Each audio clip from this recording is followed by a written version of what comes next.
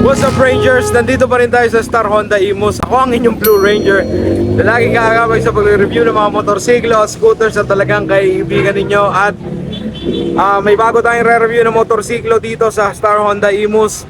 Sit back, relax Rangers, at sigurado sa mga naghahanap ng bagong kulay, bagong design ng PCX 160 2023 version, dito mo yan mapapanood Rangers. At like and subscribe sa mga gustong makapanood ng mga ganito pang mga klaseng videos.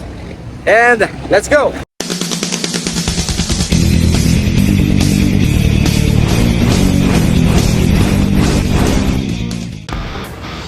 Ito na Rangers, bagong kulay ng PCX 160 2023 version. Kaya abangan mo lang ito ha, hanggang dulo panoorin mo ito dahil sigurado magugustuhan mo yung mga information na matutuklasan mo. Ano ba yung mga pinagkaiba nito? At mas pinaganda ba yung makina? Mas matindi ba ang hata? Nandun pa rin ba yung mga problema niya? Okay. Alamin natin. Okay, ikutan natin ito. Actually, bago natin simulan, baka makalimutan ko ano. Ang PCX 160 2023 version ay meron ding matte black. Wow. Okay. So, matte black finish. Yan. Pero since mas matingkad yung kulay ng red, yan, no? Ito yung re-review natin para mas kita ninyo kasi love ko kayo eh. Alright? Simulan natin. Yung kanyang design is the same. Yung design niya, kung susumahin yung itsura niya, it's actually the same. Identical yan sa mga sa naunang lumabas before this. Pero ano ba yung pinagkaiba niya? Malalaman natin ito. Mamaya, doon yan. Surprise yun. Okay. Unang-una, na pagkakaiba niya ay yung kulay. Dahil hindi pa naglalabas ang PCX or ang Honda ng ganitong kulay for the PCX 160 variant. Right? And by the way, this is the ABS version. Kaya nakikita nyo yung ABS doon sa baba. At hanga ako dito sa headlight. Unahan ko na yung headlight dahil hanga ako sa headlight dahil nung ginamit ko yung PCX 160 aking PNN. Okay, shoutout po sa inyo. Alright? Ang tapo ng ilaw talagang napakaliwanag sa gabi. Alright? And ito man, dito pa rin yung malapad niyang windshield. And meron siyang Honda Selectable Torque Control, which is talagang may ibubuga yung torque nito. Yung ginagawa ni Honda eh. Malakas ang atak, mabilis, matulin, pero meron siyang ESP, tipid sa gas, enhanced power. Right? So, what can you say about that Rangers? Ayun, no? Dito pa lang may comment ka na. Ano yung masasabi mo? Mas pinaganda for me, matte red. Wow. Nakaka-inlove yung kulay niya, di ba? Kasi kulay. Yung Honda, oh. Kita mo dyan. Babaan natin tong gulong. EBS again, okay? Yeah, tingnan natin. Magtapaload na ginamit. Solid, no? Galing. Galing talaga kumuha ni Honda. Ayun yung busina, oh. Hello. Ang ganda. Sheesh. Ganda nito. Right. And then, telescopic fork pa rin ginamit, of course. And, dual yung caliper niya. Piston caliper niya. Piston caliper. Right. And, display. Ang lakas ng brake nito. Yun yung advantage nito.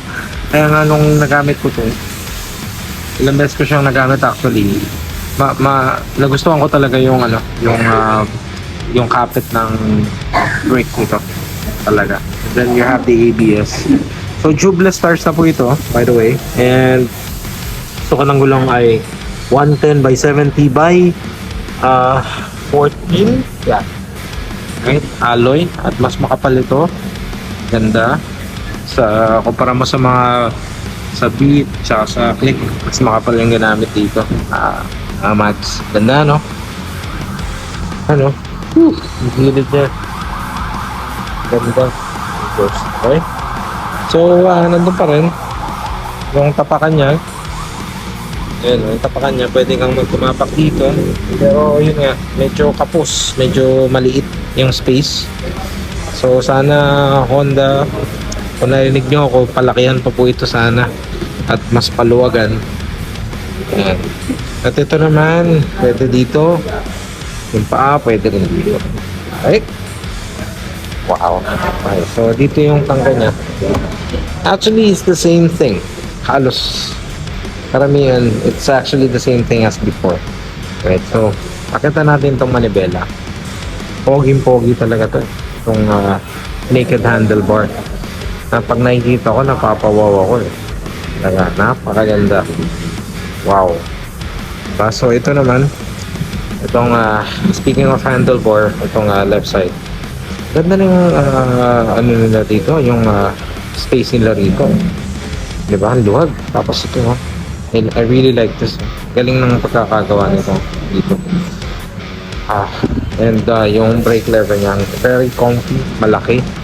At hindi siya, hindi ritual yung mga ginamit dito. Galing. Ito yung horn niya at left and right turn signals. Lalagyan ng brake fluid, right?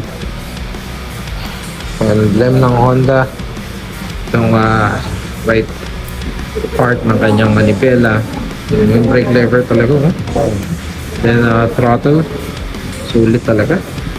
Ang ganda nito, meron siyang hazard, right? And then electric start.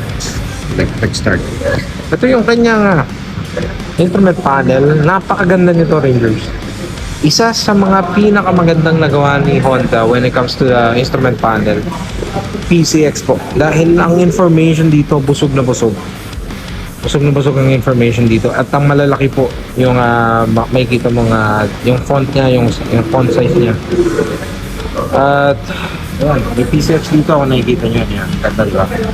Yan. Indicator ng high beam and then may pindutan dito.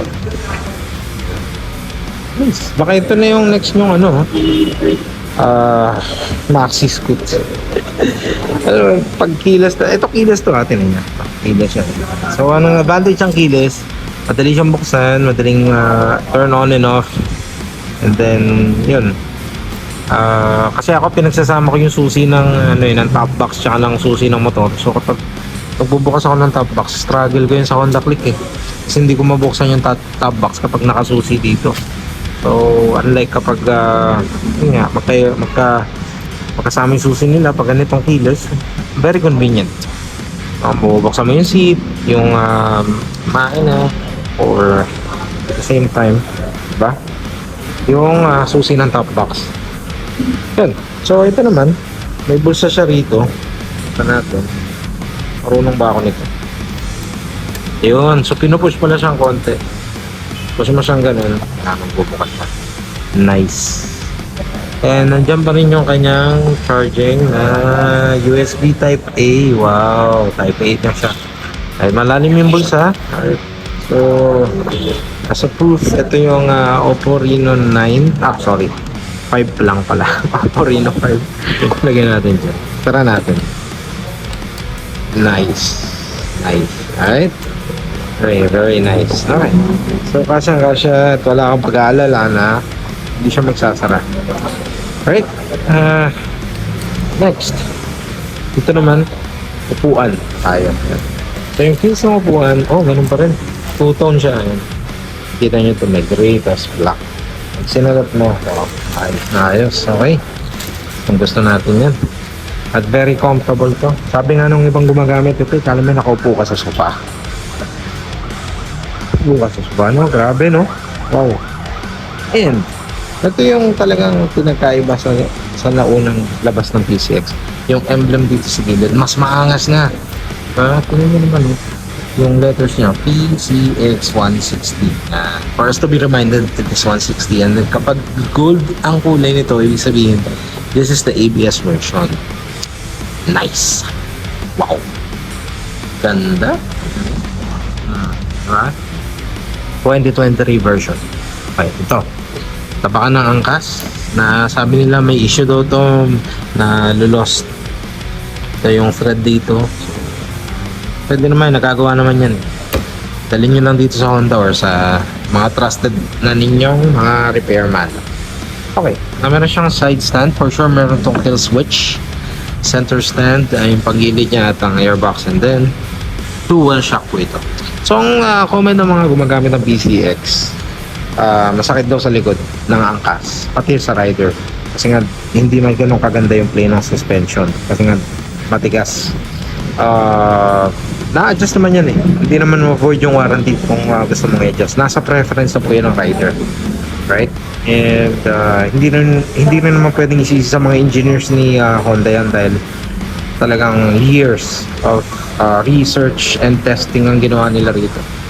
Kaya nila nagagawa yung mga ganyang konsepto. Right? And for that, tingnan natin tong ito palang hawak ng angkas. Grab bar ng angkas. Nandito yung kapitan sa ilalim kaya hindi siya halata. Pero it serves its purpose. Napakaganda. At kapag tinanggal mo to, provision na to sa top box actually. Sa mga may top box. Lalagyan na lang yun dyan ng bracket. Nice. Di ba? Ganda talaga. Kapalodo, right? And then yung tambucho na ginamit, it's the same thing. Actually, kung may pagkakaiba man, hindi ganun kalayo. Yun, yung mga ano yan. I believe this is liquid cooled na for 160cc. Sa mga long drives, ganda. Ayos na ayos to. Hindi kayo papayan dito. Kaya nga baka ito yung next kong scooter. Hopefully, cross fingers. Joke only. Okay, katabi niya si Click 160. Matte red din. Oh. And then, yan. Ganda nitong mga ano na to. Kapalodo rin siya sa loob. And then, yan. There you have it. Itong mga detalye na to sa likod ng gulong. Likod na gulong. Yan. Disc brake po yung likod niya. Which is very makapit din. Right. And then yung sukat ng gulong sa likod, again, this is tubeless na po. Okay, so hanapin natin. Sukat ng gulong ay 130 by 70 by 13. Mas maliit po yung bilog nito, pero mas malapad. Right? Ayan. So kapag mas maliit, mas matulin, mas mabilis yung ikot ng gulong. So yun yung advantage niya. Alright, so there you have it, Rangers. One more final look sa ating PCX 160 2023 version. Yun, no? Wow. Nice. Available colors po ay matte red, matte black, and white. So, yan po yung price niya. And comment down below kung nagustuhan po ninyo yung PCX 160. And there you have it, Rangers. Nagustuhan nyo ba ang PCX 160 matte red? Meron din silang matte black. Okay, comment down below, Rangers, at pag-usapan natin yan. Star Honda Imus, ipa-flash ko sa screen ninyo yung kanilang address para madalo mo sila. And then again, I'm not connected po sa Star Honda Imus. Nagre-review lang tayo ng mga motorsiklo. Ride safe and stay safe, Rangers. Goodbye.